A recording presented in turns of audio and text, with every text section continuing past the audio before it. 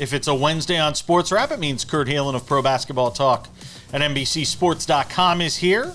Their NBA insider. We'll go around the league with him. Watched some Knicks Raptors NBA Cup last night, and they're set up for a dream scenario right now when it comes to the NBA Cup. Talk about that with Kurt and a whole bunch more. Plenty of NFL to talk about, playoff scenarios, the tankathon. But I want to start things in the NFL today. As we always do, it's the big story. And the big story starts today with the Indianapolis Colts decision to go and bring in Philip Rivers, albeit right now on the practice squad. And we should mention, because we did a SportsWrap short on this yesterday. If you haven't subscribed yet, go and subscribe to SportsWrap Shorts over on our YouTube channel, TikTok, Instagram. It's on all of them. But I talked yesterday about the fact that the Colts went out and signed Philip Rivers to their practice squad. 44-year-old Philip Rivers. Philip Rivers, who has not played an NFL game since 2020 and has recently been coaching high school football for his son, one of his 10 kids. But they said he looked good in the workout. He knows, Shane Steichen's system and has a familiarity with it, was running it with his own high school team. So there is this mindset that, hey, we can just plug him in and go. Now, keep in mind, they play the Seattle Seahawks this week. On the road in Seattle. Traveling cross country. I don't know if Philip Rivers is going to wind up on the active roster or not. I can't imagine you're making this move and doing this if you're Philip Rivers, if you're not anticipating being put on the active roster. I would not start him this week, and I know a loss would be deadly right now for this 8-5 Indianapolis team, but him going in there and getting his brains beaten out by a really good Seattle team, I don't think that's the answer either. How ready could you possibly have him in 5 days? I know the guy's, a borderline Hall of Famer, which is another topic that we'll get to here in just a second.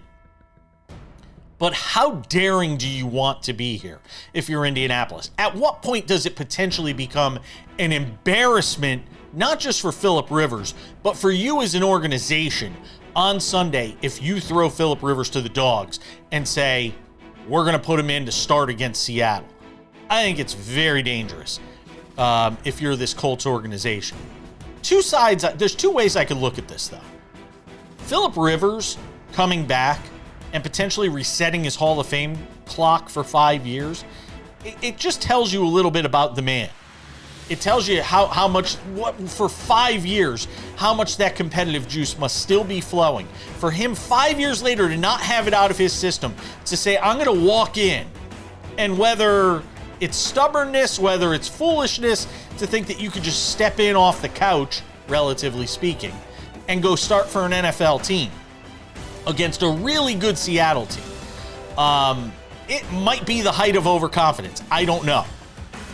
The other part of it is, do you want to reset that Hall of Fame clock? Because the moment he goes on the active roster, the moment he does it, even if he doesn't take a single snap, it resets that clock.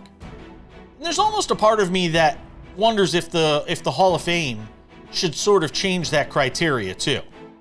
If he comes in here and plays a few games and then goes back and retires, you're going to make him wait another 5 years? Do you really need another 5 years to kind of figure out whether or not Philip Rivers was a Hall of Famer or not?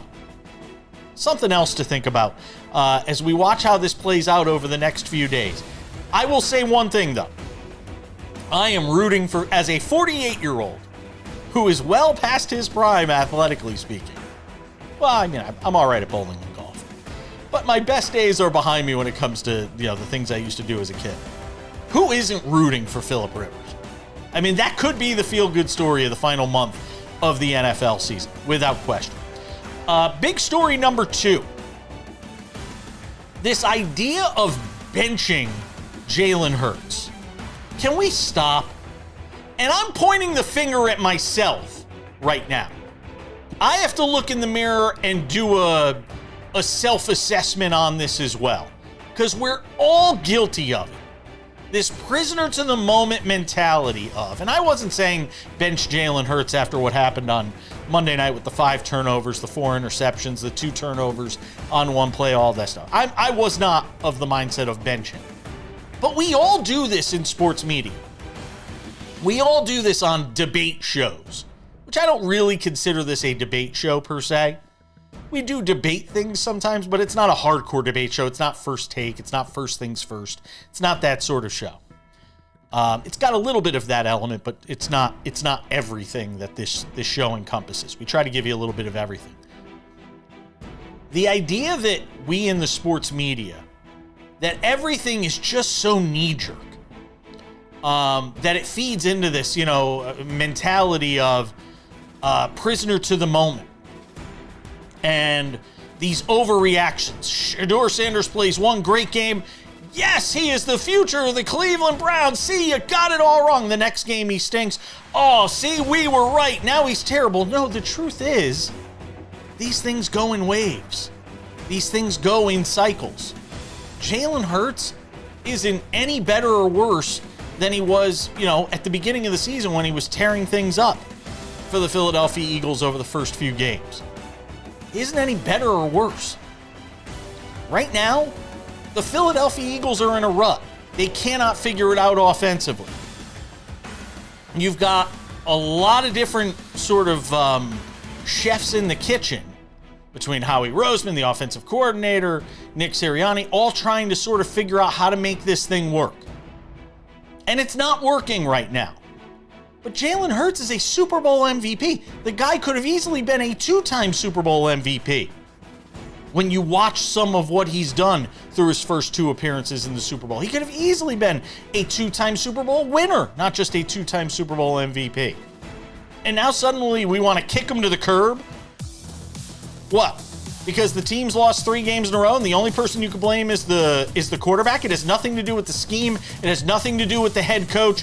It's just Jalen Hurts' fault? Let me give you a different way of thinking about it. What if the Eagles as a whole have accomplished what they've accomplished in spite of or despite Nick Sirianni being the head coach? Maybe Nick Sirianni's the problem. You ever think about that? I do. More NFL next.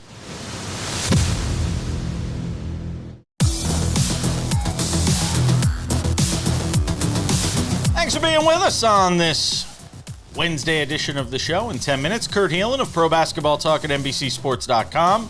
We'll swing by and we'll get into it with him on the top NBA stories of the day. Dream scenario setting up for the NBA Cup. The Knicks doing their part for that last night. Can the Lakers do their part on Wednesday night? They will have a tough task ahead of them.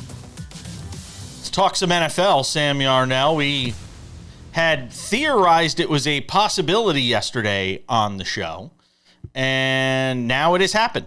Philip Rivers is going to be on the practice squad for the Indianapolis Colts. Now, it is important to note, as I did in the big story, that the only way he has to reset his clock for the 5-year for the Hall of Fame eligibility, he's a semifinalist for the Hall of Fame.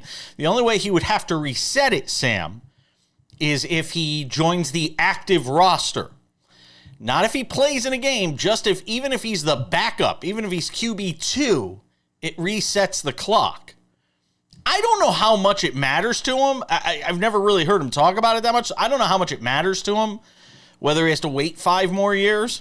And frankly, he could add to his Hall of Fame legacy if he comes in here and leads this team into the playoffs, Sam. So I'm curious to get your thoughts as we hear about Philip Rivers at 44 years old, 5 years removed from his last game, joining the practice squad for the Colts. Yeah, so he's got 3 days to get inducted into the Hall of Fame. You've got until Saturday, Philip, because I tell you what, Saturday night when that game day 48 comes out or whatever it may be, your name's going to be on it, and you're going to be probably getting into this game for the Indianapolis Colts. And Jason, I'll tell you what, man, I've been thinking about it, and you think about all the things that go into it. And I know Philip Rivers is he wasn't a great quarterback when he last played in the league 2 years ago as a 42-year-old. So how good is he going to be as a 44-year-old? Well, I think he might actually be serviceable. I don't know if he'll be as okay as Daniel Jones was, but he might be as decent as Daniel Jones was on one leg. It's hard to get much worse than that. You saw Riley Leonard come into the game and have, somewhat success as a backup who was thrown into the game with, no offensive game planning around him and no preparation headed into the week. So, call me crazy, Jason, but I'm going to say that this isn't the worst thing that could possibly happen for the Colts. I don't think it is. I don't think it's the worst possible option out there. And, you saw all the stories about how the offense that he's been running at the high school that he was coaching, hilarious, is the exact same offense that he's now stepping into. So maybe there's something to that. I'm a little bit hopeful for the Colts with Phillip Rivers. It is a feel-good story. Let's just say that. The idea of him just getting up off the couch, so to speak. And yes, he is running the same offense. The only problem I have is who they're playing. Throwing him in against the Seattle Seahawks and what that team has been throughout this entire season, maybe going under the radar as much as any team we talk about on this show every week, at 10-3 on the road. That is a tall order. You want to talk about setting somebody up for failure. That could be potentially setting somebody up for failure. It also does bring to mind to me, though, and I mentioned this in the big story, so I want to let you opine on it. What does it say about the bevy of quarterbacks around the league that are available, walking around on the street, that this is the option the Colts decided to go with? That there's all these guys, and you're telling me none of them could pick up the system fast enough? I mean, all these teams run a lot of the same stuff. Not everything, but a lot of these teams run a lot of the same stuff. That you couldn't get anybody off the street to come in here and be serviceable enough that you had to go grab a guy that hasn't played a game in 5 years. There is something to be said for the fact that the Colts have gone this direction. It does feel a little Jim Irsay Colts as opposed to Carly Irsay Colts. Yeah, I don't know. I think you may be giving a little short shrift to a couple of things. Well, first of all, offenses around the NFL are unique, locker room to locker room. They are different systems, and it's why you see players really excel in certain places and then really struggle very shortly in their careers in different spots. So there is definitely something to his familiarity with the offense, but to the point about like there being a bevy of quarterbacks, I was thinking about it. Who is walking around at this point? Yeah, you could go sign someone off of someone's practice squad, but people don't really keep quarterbacks on practice squads at this point anymore in the day and age where you can keep 3 active quarterbacks under the new NFL guidelines or whatever they implemented a couple of years ago. It's not like it was kind of, to me, Phillip Rivers or Taylor Heineke who's sitting around on someone's practice squad who they'd have to sign off of it. So yeah, at the end of the day, it seems to me that there's this there's this kind of level, this status quo of subpar quarterbacking. And whether it's sitting on someone's practice squad or 44 years old coaching his son's football team, if you can meet that level, that's all you got to do. And you think about the Colts offense, right? What have we talked about, Jason, about the Colts as a team, but specifically their offense all season long? The quarterback doesn't have to do a lot. You've got an offensive player of the year contender 8 yards behind you in Jonathan Taylor. You've got an offensive rookie of the year contender lined up on the offensive line in Tyler Warren, right? And you've got a coach of the year contender calling the plays. So as a quarterback in that offense, there's only so much you have to do. And again, I think that Phillip Rivers is capable, even a couple of years removed from starting in the NFL, of just meeting that very low bar that he has to meet, that Daniel Jones, frankly, was exceeding all season. So if you're wondering, Colts to miss the playoffs right now. The Colts to miss the playoffs are minus 560. They have the 4th best odds to miss the playoffs. If you're wondering who's ahead of them, the Bengals at minus 4,000, the Cowboys at minus 900, and the Chiefs at minus 900. Those are the teams with the best odds to miss the playoffs. If we're talking about making the playoffs, the Indianapolis Colts are a plus 420, even with an 8-5 record, which tells you just how competitive things are and what the odds makers think their chances are in this current situation, Sam, real quick. Yeah, because part of that is, right, the ease of the Texans schedule. The Texans are the team who they would have to replace, right? They play each other head-to-head week 18, but that game may not even matter for the spot if the Texans win out up to there and the Colts lose to Seattle this weekend. So I understand the numbers behind it, but crazier things have happened. I'm not saying I would bet it, but it's not a bad bet. But you wouldn't bet it, but it's not a bad bet. That's correct. Kurt Helin, I'm not touching it. It's going to be fun to watch from afar, though. Glad I'm not a fan. Kurt Helin next.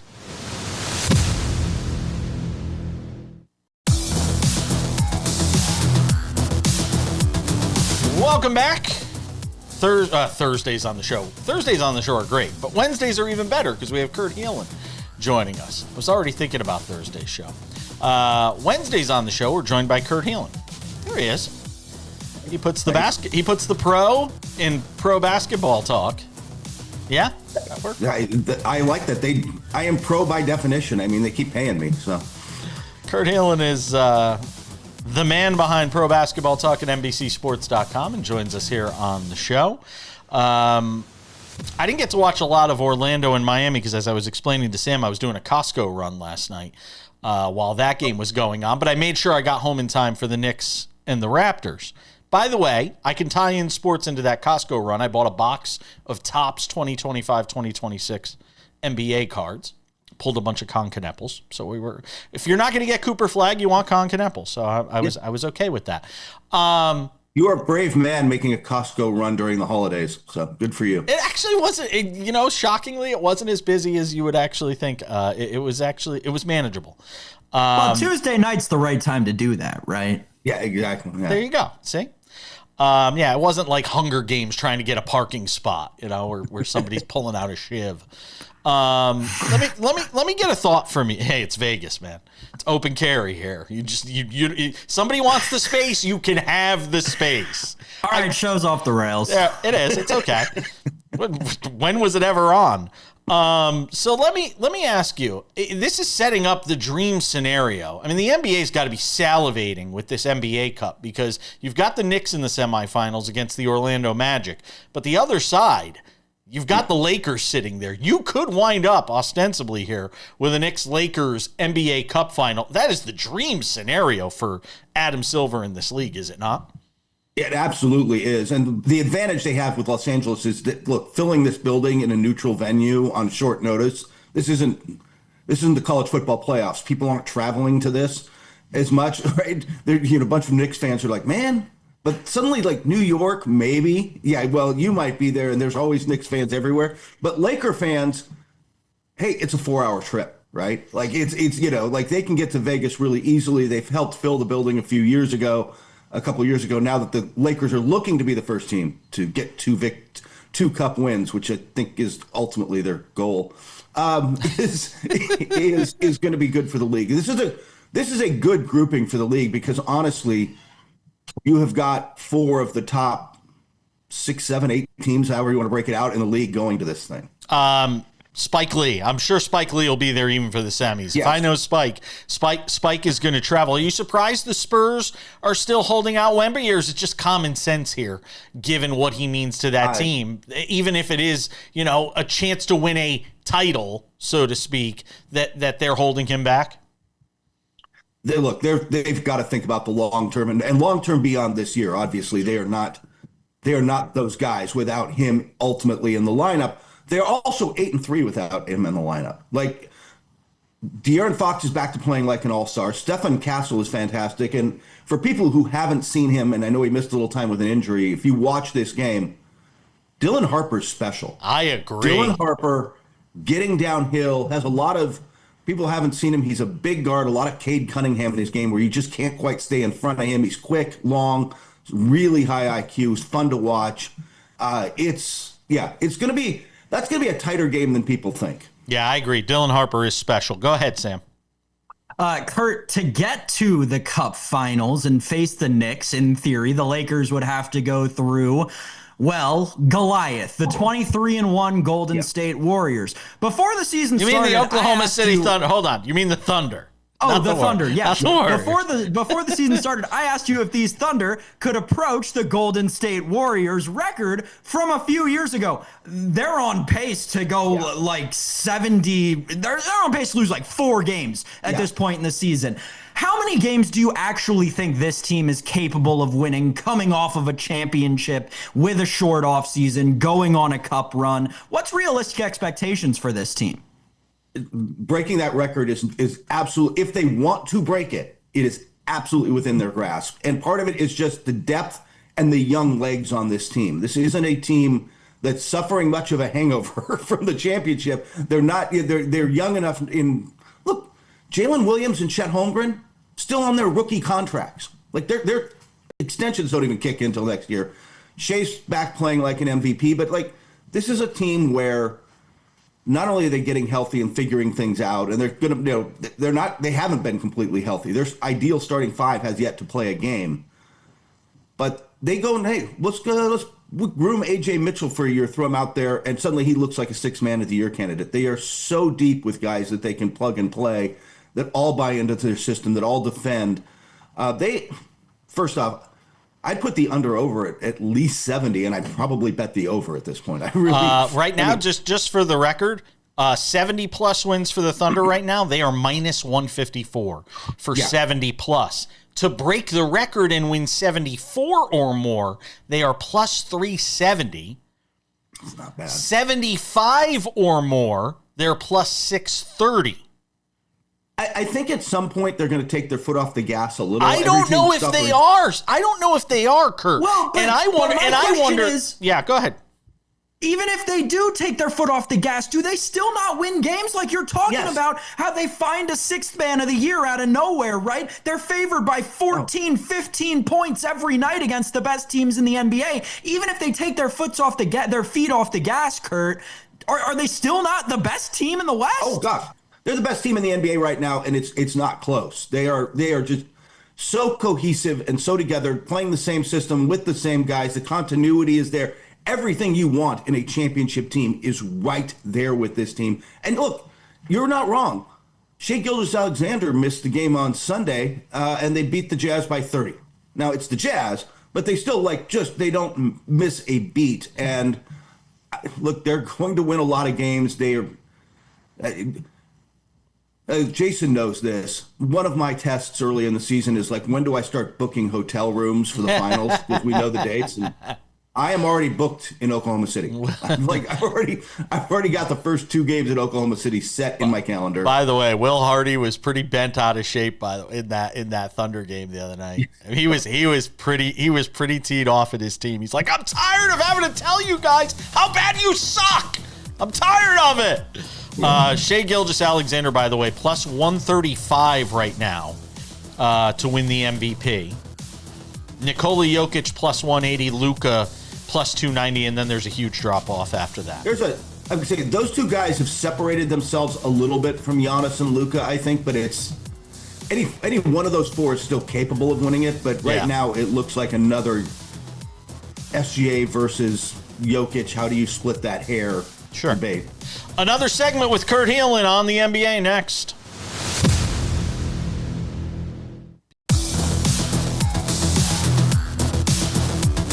All right, one more segment on the NBA with Kurt Helin of Pro Basketball Talk at NBCSports.com. Sam Yarnell, part of the conversation as well. Chris Paul cannot be traded, for another 5 days, something like that, or they can't do anything with him for those 5 days. Do you anticipate, are you hearing anything, especially being a LA guy like you are, are you anticipating some movement there, or are they just going to wait and hold on to him, see if anybody wants him? It doesn't sound like he's ready to retire. No, he doesn't. Like everybody, he wants to retire on his own terms. Right. He would like to play out this season somewhere, and he seems more open now. At least what he was saying in People magazine, he seems more open to leaving Southern California for the rest of that year to make that happen. But what I'm hearing is the teams that have some interest in guard depth and might have interest in bringing him in are not going to trade for him. Why? They're going to let him go. We can pick him up. Like, they're just not going to give up, even if it's just a second rounder and a minimum player or whatever. Teams are not going to do it. So they're going to wait it out, and eventually the Clippers will just either waive him and move Kobe Sanders into who's their two-way guy into that slot, or they'll wait and things. But I'd be surprised if he gets traded, only because everybody knows he's going to be a free agent and they can just poach him. Kurt, generally, it brought a question to my mind. What is the, I don't know, emotion, mentality, feeling like around inside the Clippers building right now? This is a team that had incredibly high hopes coming into the season. I know they've had some weird injury luck, but frankly, with the players they have, you have to expect that to a degree. They end up basically in the basement of the Western Conference right now. What's going on inside the Intuit Dome? The front office is a little frustrated and looking around. They also think that this team is eventually going to kind of get healthy and get bad. They don't think they're as bad as they look right now. They also, like, speaking with someone there, they were kind of like, maybe the 50 wins last year was also a bit of a mirage. Maybe we're somewhere in the middle and it's not really one or the other. The other part of that I will add is that locker room right now is, man, it's just, you hear the guys talking about energy and needing connectivity, and it is not a tight locker room. It's a 12 guys, 12 cabs kind of locker room. And I honestly don't see how they can be better than they've been, but I don't see how they seriously turn it around. I think they'll start to win games later only because they can't tank. They don't control their first round pick. They have got nothing to tank for. So they'll keep trying when other teams don't, and they've got enough talent to win some games and maybe crawl up to the 10th seed or something. But there's just not a good vibe around that team right now. I was harassing you last week on the day that we learned Giannis Antetokounmpo was meeting with the ownership group and management with the Bucks. I was like, Kurt, can I get you on? And you're like, no, I'm driving. And I'm like, yeah, well, okay, fine. Then drive. Don't wrap your car around a tree or telephone pole, please. Not at my expense, for sure. But I bring that up only in the context of what seems to be the mindset around the league, Kurt, when it comes to Giannis. What was the big takeaway from those two sides meeting? Because, yeah, we heard their meeting, but then you don't really hear much coming out of it. Is it still sort of a wait-and-see mindset? I mean, the teams right now, they're a play-in team. What is the mindset here when it comes to the Bucks, Giannis, and how this moves forward? I will tell you what other teams have been saying, and they've had meetings. They're roughly preparing, like, should we put together this trade option or that trade option, or how hard do we want to go in, which is a whole other conversation. If your teams like San Antonio and Houston, and you are looking at how good we were just discussing that last segment about Oklahoma City, do you want to go give up a bunch of assets to go all in this year? Is this the year you want to go? Like, there's these questions are being asked around the league, but there's two main ones. A, if Giannis wants out, he has to be the bad guy. He is going to have to ask out in season and demand it. And I don't know if he's going to do that. And nobody really knows. Like, or is he can get to this summer and be passive and not sign the extension, and they'll have to trade him because they have to get something back. He can go that way and not look like the bad guy or as bad a guy. The other part of that is, and I think we're starting to get a sense of this, will they help him get where he wants to go? Will they get him to your Knicks? Will they get him, if that list includes Miami or whoever else might be on it, will they try to get him there?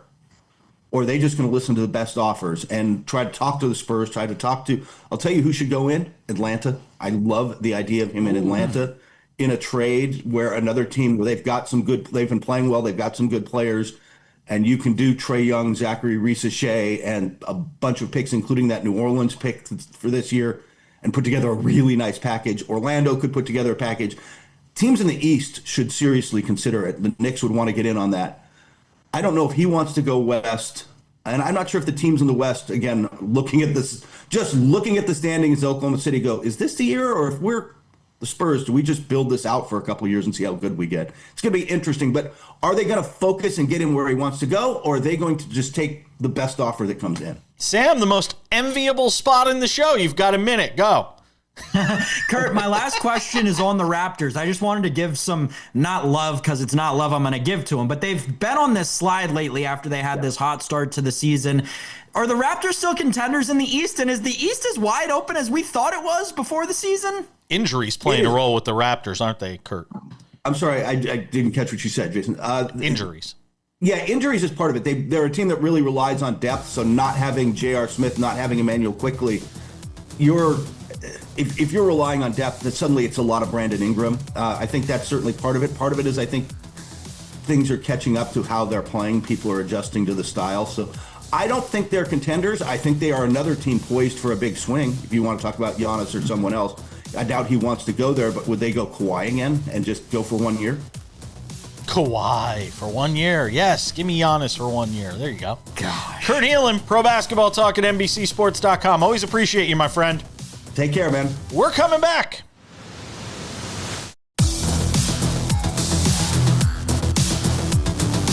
Odds and Ends wraps it up in 10 minutes. Sam Yarnell did some NFL earlier in the show. Let's continue in that vein on this Wednesday. Examining playoff odds, Super Bowl odds, and the Tankathon. We're at the time of the year now where we could start taking the Tankathon seriously. I won't lie, I'm taking it a lot more seriously because the helmet that sits above my head right now sits in the best spot. The catbird seat, if you will. We'll get to that coming up in just a couple of minutes. But first, well, we talked earlier in the show about teams with odds to make the playoffs, miss the playoffs, that whole thing. Not for nothing. I thought about it as we've gone through the show. Colts plus 420 with an 8-5 record. I mean, if he gets to 10 wins, you're going to have a puncher's chance. It's starting to look a little better to me. It's a little more appetizing. If you were to pick one team though, Sam, on the long side of making the playoffs, not missing, but making the playoffs. If you were to pick one team, if I were to give you one, I'm asking this question slowly to give you time to process and think, because I didn't ask you this in advance.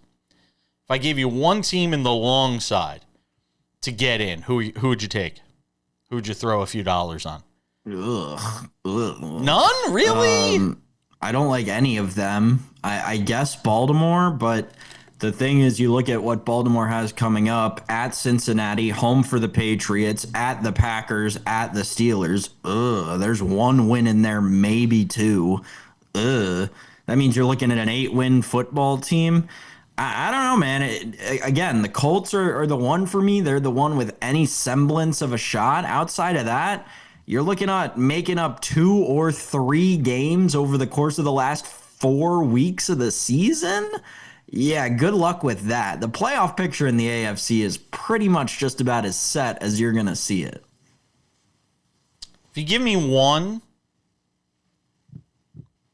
Does it have to be AFC? Can No, I go to the it doesn't NFC? have to be. No, it could be the NFC too. If I can go to the NFC, that makes things a little bit different. If I can go to the NFC, I mean, I'm addicted to this team. I really am. But what's the give me the Carolina Panthers. Whatever the number plus 240. is. It's not that big a number. It's not as big as you would think. It's only plus 240. Again, I'd take it. You're giving me plus money on this team right now. They're playing good football, Jason. And the Buccaneers they were my Super Bowl pick. Gosh, man, what is it with me in this whole division? Wow. Maybe I need to do some internal thinking about that. But anyway, the Bucs have just been reeling so hard for what feels like the last 9 weeks or so.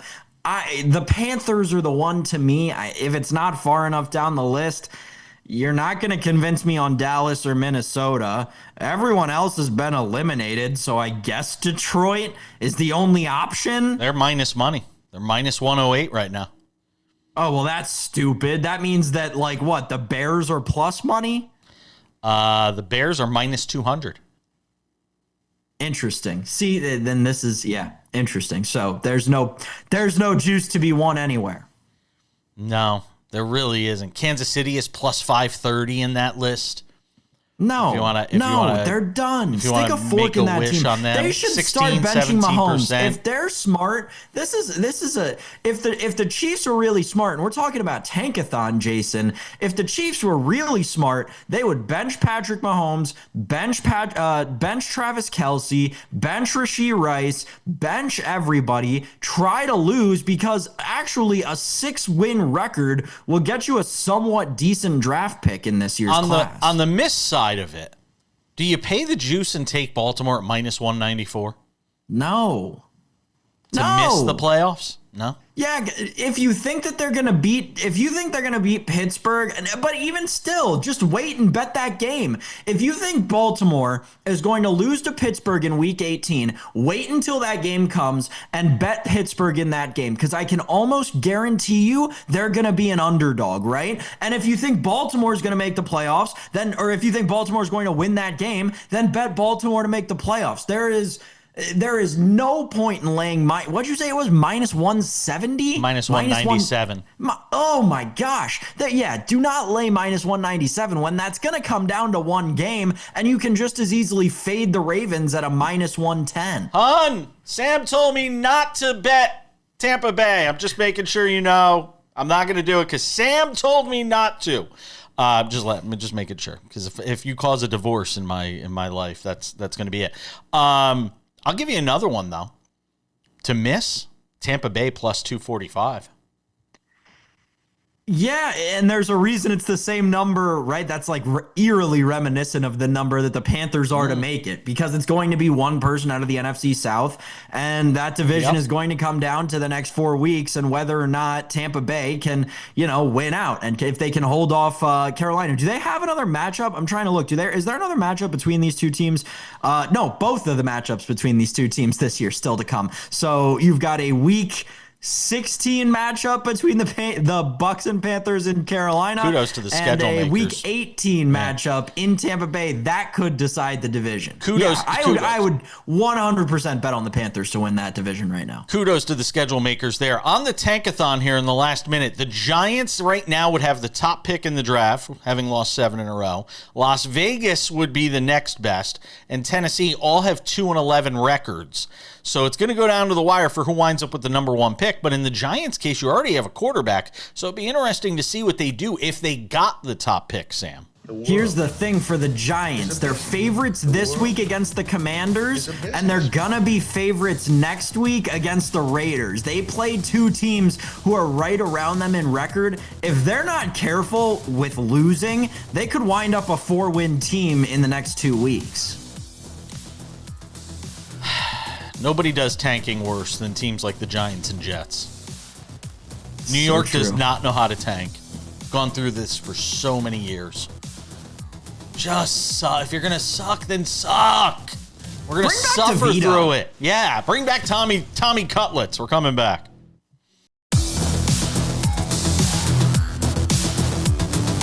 All right, just about time to put the wraps on this baby for a Wednesday. But before we do, a couple of reminders.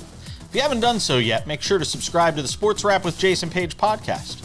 Podcast is available on all your favorite podcasting platforms: Spotify, Apple Podcasts, YouTube Podcasts, iHeartRadio, TuneIn, Odyssey, Amazon. Anywhere you get a podcast, you can listen to the show. Although I think on TuneIn they still call it the Cash In. I don't know why. I can't get them to change it. I know, Sam. It's a comedy. That's a nice little 2023 throwback. Yes. I don't know why. I can't get them to change it. I'm trying. Anyway, Sports Wrap with Jason Page podcast. Go and check it out today. Also, the Sports Wrap with Jason Page YouTube channel. This is the place to go for all things Sports Wrap. It is growing. Subscribers keep subscribing. People keep subscribing. It's wonderful. We appreciate you doing so. The Sports Wrap with Jason Page YouTube channel has this show Monday through Friday available early in the afternoon. You can see it there before you see it anywhere else, believe it or not. We love you watching on TV. I'm sure we look beautiful in high def. But make sure to go and check out the Sports Wrap with Jason Page YouTube channel. The reason why, it's Sports Wrap Shorts.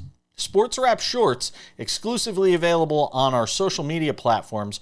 Sports Wrap with Jason Page YouTube channel has them. They're 1 to 3 minutes long. News breaks, you want to go to our YouTube channel because we've got the stories covered there. Biggest games during the day, Biggest stories during the day, biggest games at night.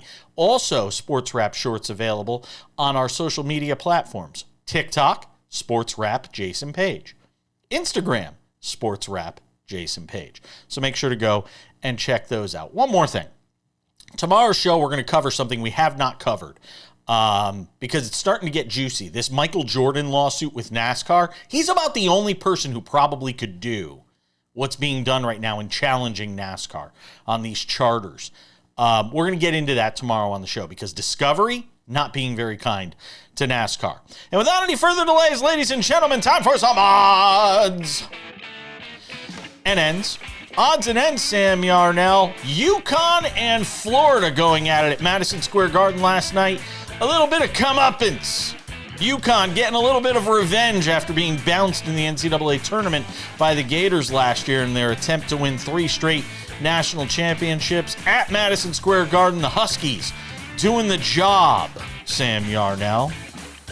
Yeah, and they've really done a great job bouncing back, right, since their only loss this season to Arizona, which we talked about, that game where Koa Pete just went off. They've done a great job. They have wins over, UConn, Kansas, and now Florida since then.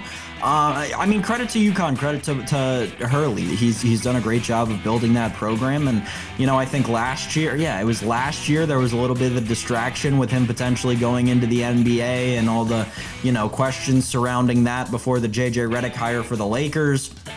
And this year, it seems to be a much different kind of mentality for this team. It seems like they're back and ready to actually not like they weren't ready to compete last year, but it seems like they're more competitive this year. Solo ball, no relation to Lonzo or Melo Ball, or LiAngelo Ball for that matter. That would be something. He had 19. He had 19 last night to lead the way. Malachi Jones also really good in that game for UConn. Hats off to the Huskies. Clemson and BYU, though, which was sort of the prelims, because, UConn's third home away from home is Madison Square Garden. It goes Gamble Pavilion, then they play at it used to be called the XL Center, whatever the Hartford Civic Center is named these days, and then Madison Square Garden.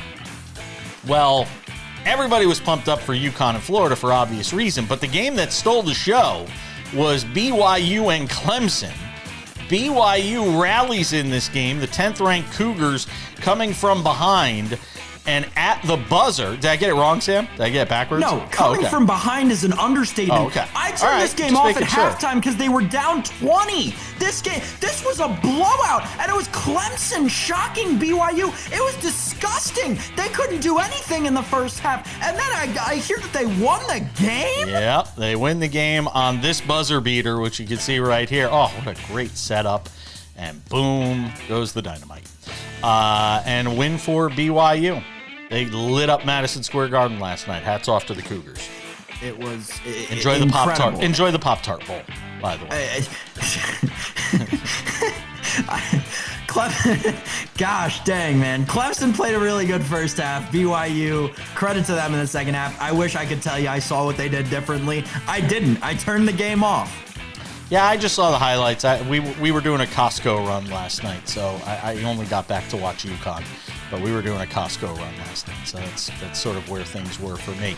AP Female Athlete of the Year, last but not least in odds and ends, A'ja Wilson, your winner, the 4-time WNBA MVP, takes the honors. Second consecutive year a basketball player won the award after Caitlin Clark was honored for it in 2024. She's only the 5th basketball player to be honored as Female Athlete of the Year since it started being given out in 1931. The others, Cheryl Swoops, Rebecca Lobo, Candace Parker, and obviously Caitlin Clark. Yeah, obviously she should have won it. You reading off all those statistics is a little bit disrespectful to, I can't believe A'ja Wilson hasn't won it more. What? That's a little ridiculous. Clearly, I need to perpetuate her resume a little bit harder this year. I think she's one of the most underappreciated stars in all of sports. Wilson Wilson got 17 of the 47 votes from sports journalists. It wasn't even overwhelming. Arina Sabalenka was second with 9. Paige Becker's third. What? With 5. That's ridiculous. That's A'ja Wilson erasure. We don't have enough time for any further overreaction from Sam. we got to go. We'll be back tomorrow. Thanks to Kurt Helin. Thanks to all of you for watching at home. I'm Jason Page. That's Sports Wrap. Hi there. I'm Jason Page. You like what you're watching? Subscribe. We've got Sports Wrap shorts on this channel. We've got the show. We've got clips from the show. What else do you have to do? You probably follow a lot of other things that aren't half of they're not half as exciting as this show is. So what are you waiting for? Click the subscribe button, follow the channel, watch the content. Bye.